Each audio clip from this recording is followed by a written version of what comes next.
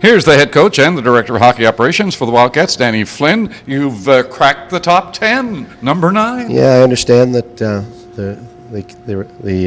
top 10 came down today. As I said before, it's some people, you take it with a grain of salt. But I think for the kids, it's a positive recognition for all their hard work. And from a recruiting standpoint, both to kids from the U.S. or kids in our territory that are not sure of which way to go. It just reinforces and legitimizes our claim that we think that we're one of the best teams in the country. Danny, I'm sure that for the players, it's going to give them a little more incentive. Well, you know what? The rankings that you worry about the most are the ones the 1st of June because everything's done from there. But again, as I said, I thought we had put on a pretty good run that perhaps we would have slipped in there a little earlier. But having said that, the kids' hard work is being rewarded and people are recognizing that the team is playing well. So I think we were in the top 10 once earlier this year and slipped out. Hopefully we can stay in there for a while. Now, the 3 games in Quebec have to be certainly an accomplishment that you were really pleased about. Well, you know what?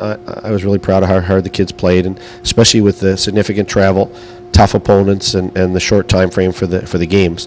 But our guys were looking forward to the trip. They knew the teams we were playing were good, but they're competitive and they like challenges, and they wanted to use this trip as a measuring stick as to where we stack up with that top third of the league. And you did it well. I mean, in all 3 games, it was a resounding victory. There was nothing cheap about any of it. Well, we had good starts and steady goaltending and good special teams, and our depth has been tested all year with the number of injuries we've had, and we've responded well to that. And I thought, particularly on defense, with Simon Jaudoin and Brandon Gormley out for most of the trip, that the young defensemen really responded and played very well for us. Okay, well, let's talk about the injuries to wrap this up. Where are we now? Andrew Roski skated today for the first time after shoulder surgery. He's a ways away, but it was nice to see him with full gear on.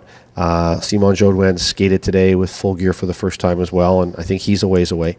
Kirill Kavanoff was on for about 20 minutes for the second day. His hand is still tender, and it's going to take some time. He's biting at the bit to get back, but his hand is still sore. Brandon Gormley did not practice.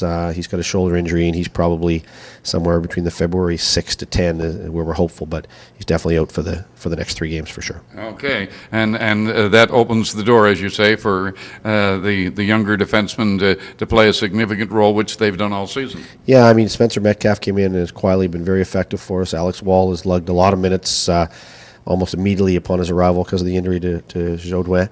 And Alex McDonald was a quiet, solid addition, and he's fit in well, and I thought had 2 good games on the road, and he'll benefit for some increased minutes the next little bit as well. Okay, well, we got 3 games at home. Looking forward to that. Well, we start with Victoriaville, who many people say are the best team in the league, and they were missing 2 key defensemen the night we played them. They'll have a full lineup here tomorrow, so we're expecting a real tough test. Okay, Danny Flynn is the head coach and director of hockey operations with the Moncton Wildcats.